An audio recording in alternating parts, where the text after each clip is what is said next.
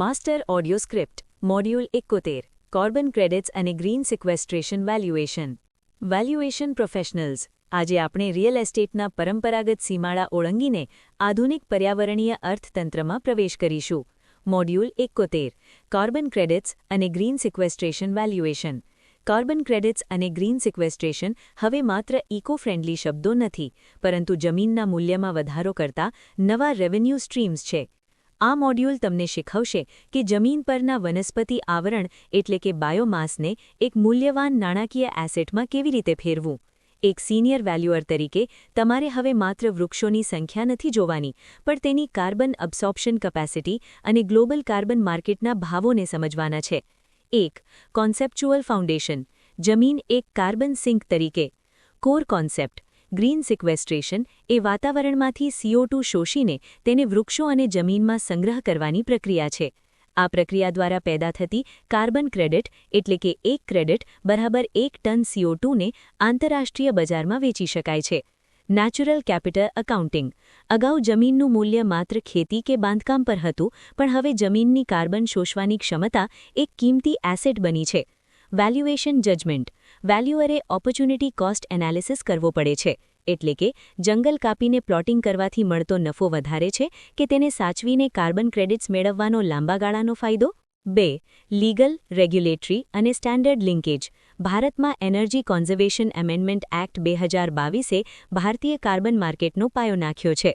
આંતરરાષ્ટ્રીય સ્તરે IVS 104 મુજબ આને ઇન્વેસ્ટમેન્ટ વેલ્યુ તરીકે જોવામાં આવે છે. RICS guidance. કુદરતી સંસાધનોના મૂલ્યાંકન માટે તે સ્પેશિયલાઇઝ્ડ ગાઇડન્સ આપે છે. એડિશનાલિટી રૂલ. વેલ્યુએશનમાં સૌથી મહત્વનું એ સાબિત કરવું છે કે જો આ પ્રોજેક્ટ ન હોત તો આ કાર્બન શોષણ ન થયું હોત. જો એડિશનાલિટી સાબિત ન થાય તો કાર્બન ક્રેડિટ્સની વેલ્યુ શૂન્ય થઈ શકે છે. 3. માર્કેટ ઇન્ટેલિજન્સ અને રિસર્ચર ટ્રેપ્સ. બજારમાં ગ્રીન વોશિંગથી સાવધ રહેવું જરૂરી છે. કાર્બન ક્રેડિટ્સની ક્ષમતાને અતિશયોક્તિભરી બતાવવામાં આવી શકે છે.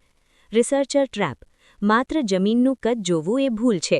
વૃક્ષોની પ્રજાતિ અને તેમની ઉંમર કાર્બન શોષણનો દર નક્કી કરે છે. વેરિફિકેશન. વેલ્યુઅરે સેટેલાઇટ ઇમેજરી અને ગ્રાઉન્ડ ટ્રુથિંગ ડેટાનો ઉપયોગ કરવો જોઈએ. કાર્બન ક્રેડિટના ભાવો અત્યંત વોલેટાઇલ હોય છે, તેથી યુરોપિયન યુનિયન ETS અને ભારતીય બજારના ભાવો વચ્ચેનો તફાવત સમજવો અનિવાર્ય છે.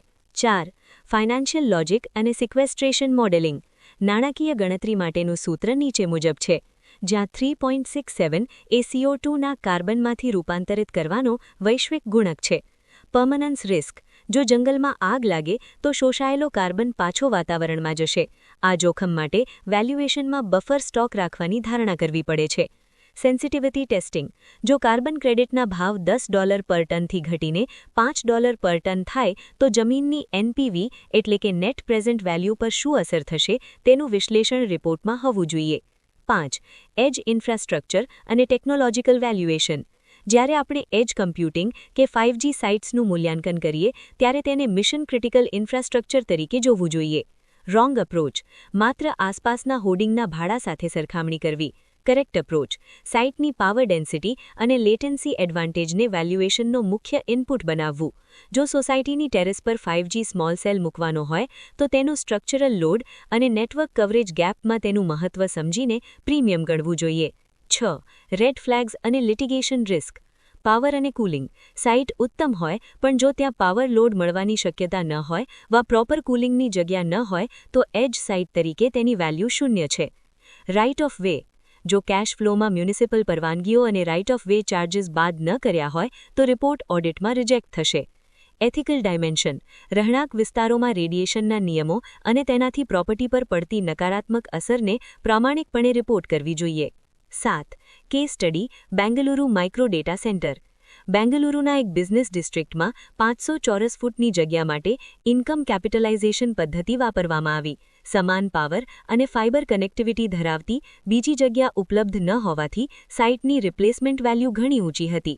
લર્નિંગ એ મળ્યું કે ડિજિટલ ઇકોનોમીમાં જમીનનું મૂલ્ય તેની નીચેથી પસાર થતા વાયરો અને ઉપરથી આવતા પાવર પર નિર્ભર છે.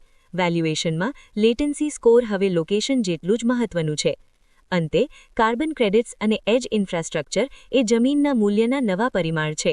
તમારી એક્સપર્ટીઝ ત્યારે જ સાબિત થશે જ્યારે તેને ગ્રીન એસેટ્સ અને ડિજિટલ ઇન્ફ્રાને નાણાકીય નફામાં સચોટ રીતે રૂપાંતરિત કરી શકશો. શું તમે ઈચ્છો છો કે હું તમારા આગામી એન્વાયરમેન્ટલ અસાઇનમેન્ટ માટે કાર્બન સિક્વેસ્ટ્રેશન કેલ્ક્યુલેટર અને એજ સાઇટ ફિઝિબિલિટી મેટ્રિક્સ તૈયાર કરી આપું?